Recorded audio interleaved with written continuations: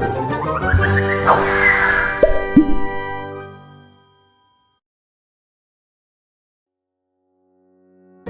banyaknya rumah makan, restoran, dan para pedagang kaki lima yang membutuhkan bahan baku ayam broiler atau biasa disebut dengan ayam potong, dapat menjadikan peluang usaha pada masyarakat dalam bidang peternakan.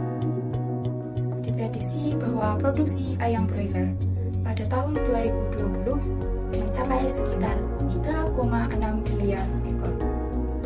Oleh karena itu, usaha ini memiliki potensi yang baik jika sistem pemeliharaannya dilakukan secara baik dan tepat. Akan tetapi, ayam broiler memiliki kadar lemak yang cukup tinggi, di mana jika terlalu banyak mengkonsumsinya, menyebabkan timbulnya penyakit seperti obesitas, jantung, kolesterol, dan masih banyak lagi. Kadar lemak broiler mencapai 5,79 sampai 8,44% dengan massa lemak sebesar kurang lebih 10%. Maka dari itu, untuk menghindari timbulnya penyakit dan mengurangi kadar lemak pada ayam broiler, kami mempunyai ide untuk menguranginya dengan menambahkan ramuan herbal dari rempah-rempah yang ada di Indonesia. Rempah-rempah tersebut adalah temulawak atau Curcuma santoria dan kunyit atau disebut dengan Curcuma domestica, di mana kedua rempah tersebut memiliki kandungan kurkumin sebagai antibakteri, sebagai penurun kadar kolesterol dalam darah dan sel hati, kemudian sebagai anti kanker. Tujuan dari usaha pemeliharaan ayam herbal ini yaitu 1. Memberikan tata cara untuk mengurangi persen mortalitas pada ayam. Yang kedua, menghasilkan kualitas ayam yang berkualitas dan rendah lemak. Yang ketiga, mengembangkan usaha dengan memanfaatkan rempah-rempah yang alami.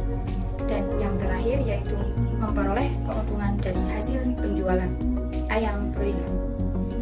Analisis SWOT. Yang pertama adalah strength atau kekuatan. Yang pertama, tidak menggunakan bahan kimia. Yang kedua, masa panen yang cukup cepat 3-4 minggu saja. Yang ketiga, tidak memiliki efek samping. Yang keempat, aman dikonsumsi dalam jangka panjang. Kemudian weakness atau kelemahan. Yang pertama, adanya wabah penyakit dapat dengan mudah menular ke unggas lain.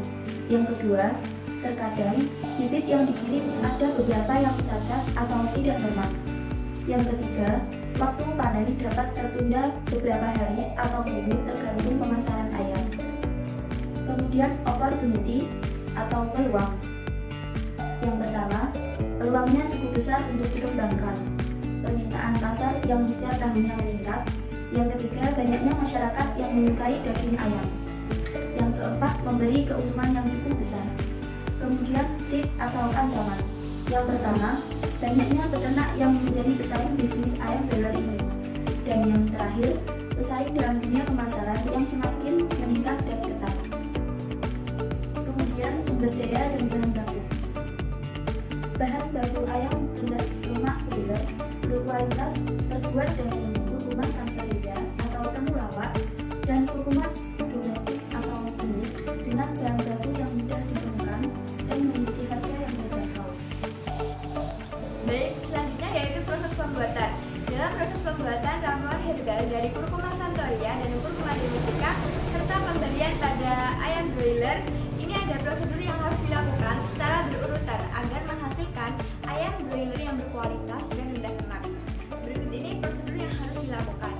Yang pertama yaitu mengupas kunyit dan temulawak. Kunyit dan temulawak dikupas hingga bersih. Yang kedua adalah mencuci kunyit dan temulawak. Jadi kunyit dan temulawak dicuci menggunakan air mengalir hingga bersih.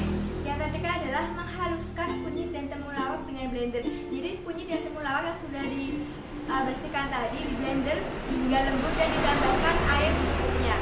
Dan keempat yaitu menyaring kunyit dan temulawak.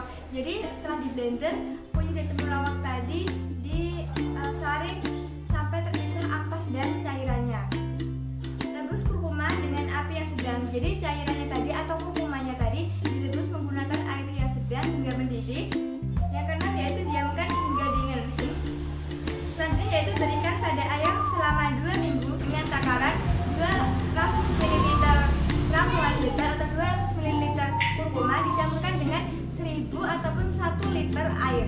Diaduk sampai merata lalu diberikan kepada ayam broiler. Baik, untuk selanjutnya yaitu promosi dan pemasaran. Untuk promosi dan pemasaran kami menggunakan 2 dunia, yaitu dunia nyata dan dunia maya. Untuk dunia nyata kami menggunakan pamflet dan brosur. Jadi kami akan memasang pamflet di pinggir-pinggir jalan yang sekiranya strategis. Yang kedua kami menggunakan brosur. Jadi kami menyebarkan brosur ke rumah-rumah makan yang sekiranya menyediakan menu ayam khususnya dan kepada masyarakat luas.